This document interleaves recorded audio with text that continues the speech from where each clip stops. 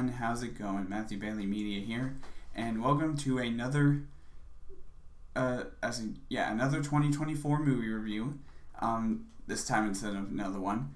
And I know this video is getting out kind of late, almost by a week since I saw it, but I'm doing it now as of this recording, and that is of course my review on Dune Part 2.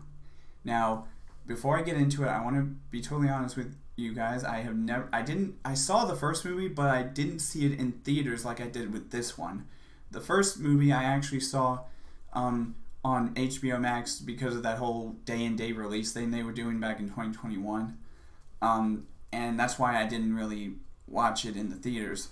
Mostly because I was too nervous about how crazy it was going to be. Like, I was worried that there was going to be like jump scares, which turns out I was right. Now, thankfully, this movie wasn't too bad with the jump scares, even though it's supposed to be a PG-13 movie. But anyway, so quick recap on the first movie, if I remember correctly. It's been a while since I saw the first one, but the first movie sort of followed Timothée Chalamet's character named Paul, who realizes that his family is part of some plot to get rid of certain colonies on a specific planet, and he realizes by the end of the first movie that he was totally in the wrong. He ends up betraying his own kind and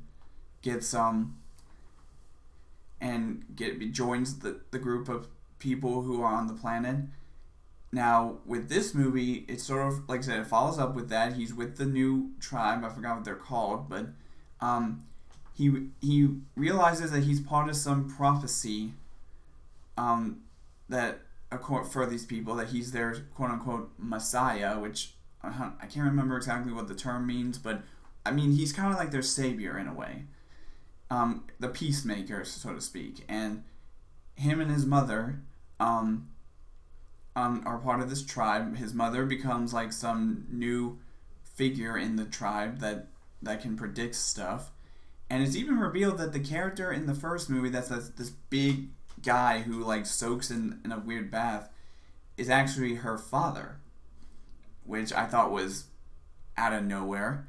But and like I said, the whole movie sort of features around Timothée Chalamet's character Paul building up his arc to continue into the third movie, which we know there's going to be a third movie.